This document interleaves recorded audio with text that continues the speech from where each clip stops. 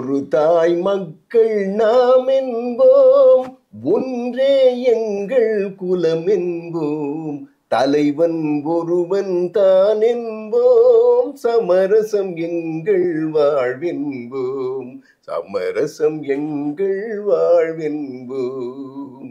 தமிழதி நேயர்களுக்கு அன்பான வணக்கம். 1977ஆம் ஆண்டு நடைபெற்ற சட்டமன்ற பொது தேர்தல் என்பது அனைத்திந்திய அண்ணா திராவிட முன்னேற்ற கழகம் சந்தித்த முதல் பொது தேர்தல் என்பது உங்கள் எல்லோருக்கும் தெரியும். தேர்தலில் நிற்பதற்கு நமது பொன்மனச்செம்மல் புரட்சி தலைவர் எம்ஜிஆர் அவர்கள் தேர்ந்தெடுத்த வேட்பாளர்களை பார்த்து கட்சிக்காரர்களும் சரி, கட்சியில் இருக்கின்ற பிரமுகர்களும் சரி, பொதுமக்களில் ஒரு சிலரும் என்ன இப்படி எம்ஜிஆர் இந்த மாதிரி கேண்டிடேட்டை செலக்ட் பண்றது மட்டும் இல்லாம தொகுதிகளுக்கு சம்பந்தமே இல்லாத இடத்துல அவங்கள கொண்டு போய் நிறுத்துறாரு, இதெல்லாம் வேலைக்கு ஆகுமா, வெற்றி பெறுவாரா, ஏன் இப்படி செய்யறாரு அப்படின்னு சொல்லி பேசிக்கிட்டாங்க. நமது பொன்மனச்செம்மல் புரட்சி தலைவர் எம்ஜிஆர் அவர்கள் யாரை நம்பினார் தெரியுமா?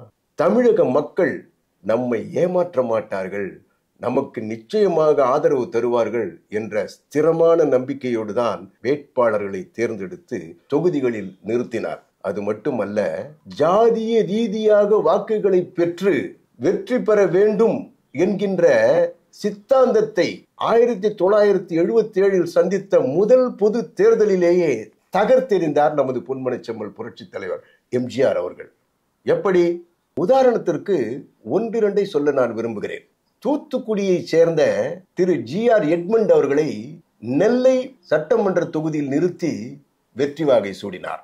அது மட்டுமல்ல, இந்துக்கள் மிகவும் நிறைந்த பகுதியாக பேசப்பட்ட ராதாபுரம் தொகுதியில் முஸ்லிம் சமுதாயத்தை சேர்ந்த அன்பு சகோதரர் திரு YSM யூசுப் அவர்களை நிறுத்தி வெற்றி வாகை சூடினார். அது மட்டுமல்ல, இன்னொன்றையும் நான் சொல்ல விரும்புகிறேன். சென்னையை சேர்ந்த நாவலர் டாக்டர் நெடுஞ்செழியன் ஐயா அவர்களை அதே நெல்லை தொகுதியில் 1980 நடைபெற்ற சட்டமன்ற தேர்தலில் நிற்க வைத்து வெற்றி வாகை சூடினார் என்பதும் வரலாறு. இப்படி ஜாதிய ரீதியாக பெரும்பான்மையாக இருக்கிறார்கள் அந்த ஜாதியை சேர்ந்தவர்கள்.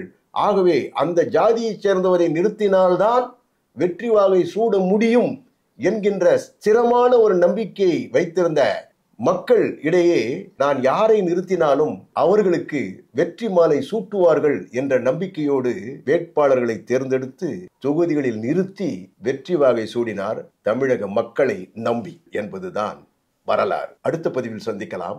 நன்றி, வணக்கம்.